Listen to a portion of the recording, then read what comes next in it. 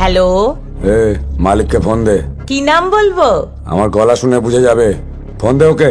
নাম না বললে আমার মুখে ফোন ছুঁড়ে মারবেন। এই ভাই বলছি, বল ওকে। কার ভাই? ওনার ভাই না প্রতিবেশীর ভাই? আরে আমি খালিদ ভাই বলছি। বড় ভাই না ছোট? সেটা তোকে কেন বলবো? কাগজে ছবি দেখিসনি? কাগজে?